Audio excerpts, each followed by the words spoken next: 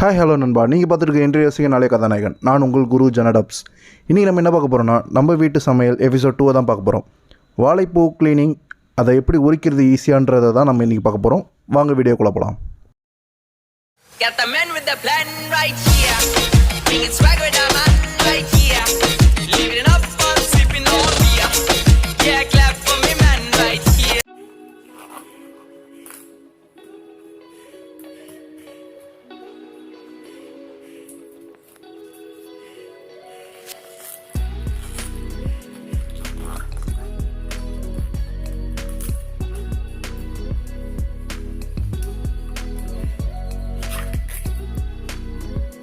வெளில இருக்கிற 1-2 இதழ்கள் ரொம்ப ஈஸியாக இருக்கும் எடுக்கிறதுக்கு.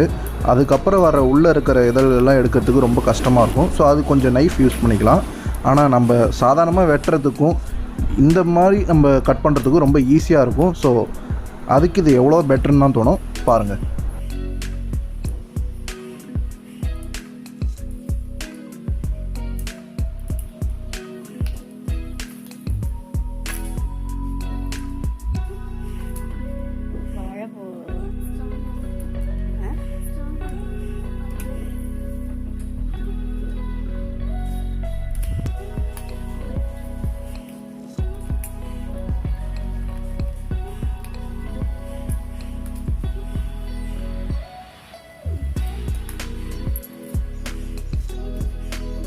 இந்த மாதிரி இழுத்துட்டு லைட்டாக லெஃப்ட் அண்ட் ரைட் சாய்ச்சிங்கன்னா அதை பிச்சுக்கிட்டு வந்துடும்.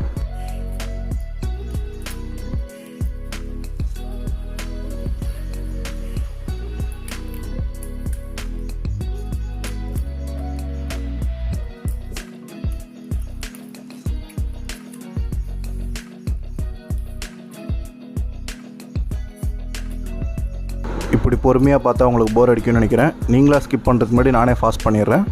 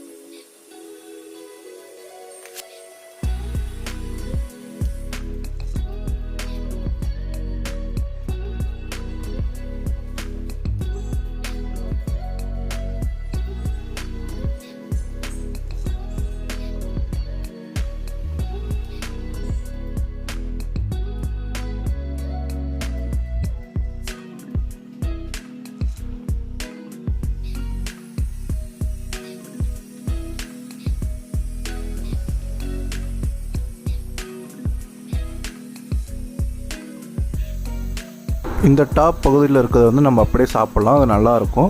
ஸோ அதை நம்ம வந்து கட் பண்ண தேவையில்ல. இது வந்துட்டு ஒட்டாமல் இருக்கிறதுக்காக எண்ணெய் கொஞ்சம் கத்தியில் கொஞ்சம் எண்ணெய் தடவிக்கணுங்க. ஒட்டிக்காமல் இருக்கிறதுக்கு, கையில் ஒட்டாமல் இருக்கிறதுக்கு. அது அந்த பால் வரும் இல்லைங்களா, அது ஒட்டாமல் இருக்கிறதுக்கு.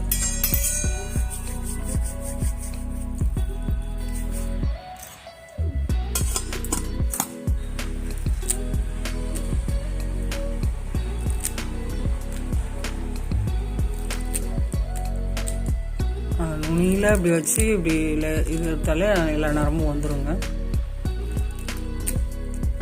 வாழைப்பூ கட் பண்ணுறதுலேயே அந்த நரம்பு எடுக்கிறதா ரொம்ப டைம் எடுக்கும். ஸோ அதை எவ்வளோ ஈஸியாக எடுக்கலான்றதை பாருங்கள்.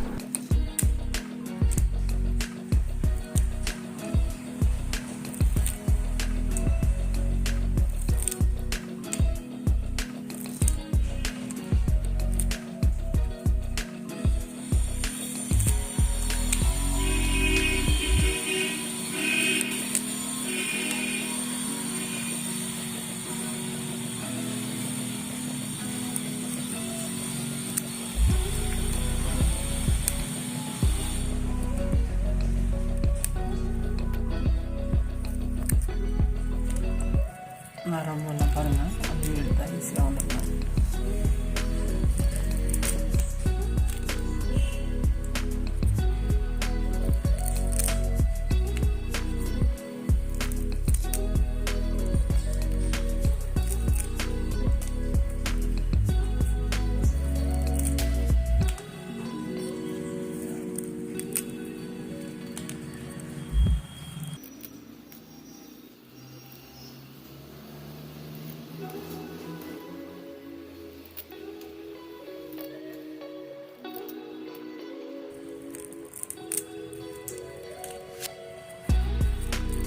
அந்த இதெல்லாம் எடுக்கிறதுக்கு ஒரு 5 நிமிஷங்க.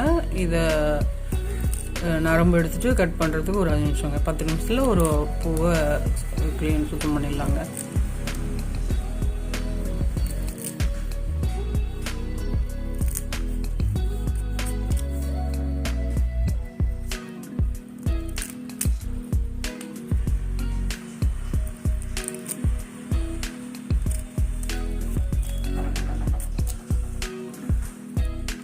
எப்படி இருந்த வாழைப்பூ அழகாக சோளம் மாதிரி ஆயிடுச்சு பாருங்கள்.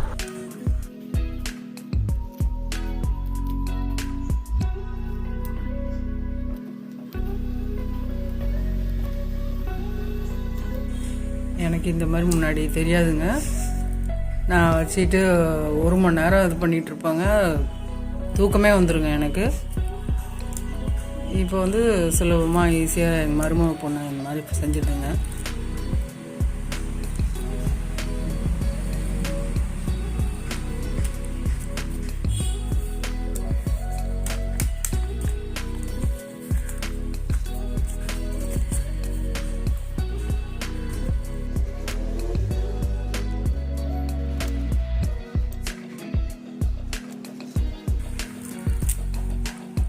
ஒன்று சொல்ல மறந்துட்டேன், 10 நிமிஷத்தில் 3 பூங்க.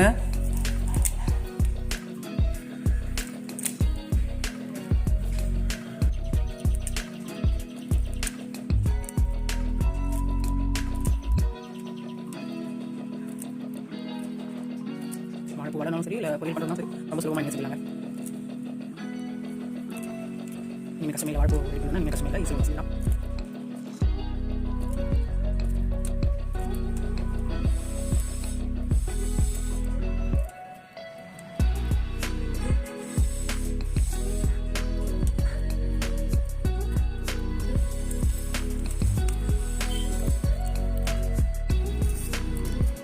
தண்ணிக்குள்ளார தண்ணி ஒரு கிண்ணத்தில் வச்சுக்கிட்டு அதில் அப்படியே கட் பண்ணி விட்டுருணுங்க.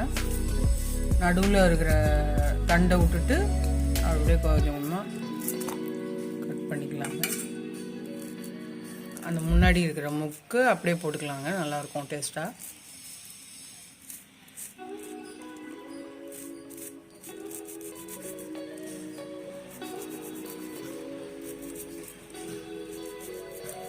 முன்னாடிலாம் தனித்தனியாக இது பண்ணி வச்சுட்டு உதுத்து வச்சுக்கிட்டு அது நரம்பெல்லாம் ஒன்று ஒன்றா கிள்ளிட்டு ரொம்ப நேரம் ஆகுங்க.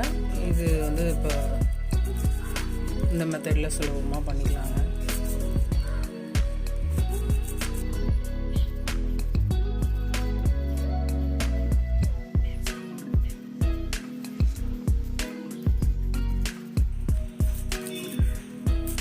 தண்ணியில் கொஞ்சம் கல் உப்பு போட்டிங்கன்னா கருக்காமல் அப்படியே இருக்கோங்க. அப்படி மோர் கூட போட்டுக்கலாங்க.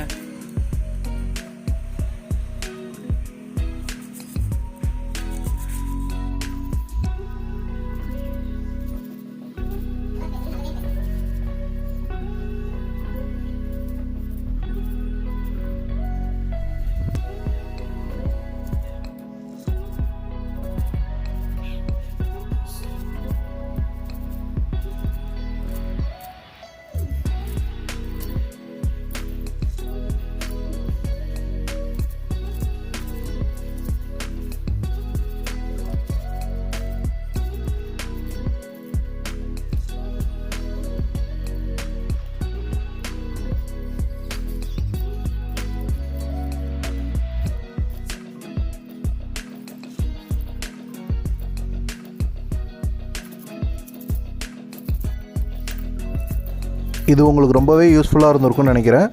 ஸோ இது உங்களுக்கு எந்த அளவுக்கு யூஸ்ஃபுல்லாக இருக்குன்றதை கீழே கமெண்ட் பண்ணுங்கள். நம்ம சேனலை நீங்கள் இன்னும் சப்ஸ்கிரைப் பண்ணலாம். சப்ஸ்கிரைப் பண்ணி பக்கத்தில் இருக்க பெல் பட்டனை கிளிக் பண்ணி ஆள் எழுத்திக்கோங்க. அப்போ தான் நம்ம போகிற வீடியோவோட நோட்டிஃபிகேஷன் உடனே உங்களுக்கு வரும். தேங்க்யூ நண்பா.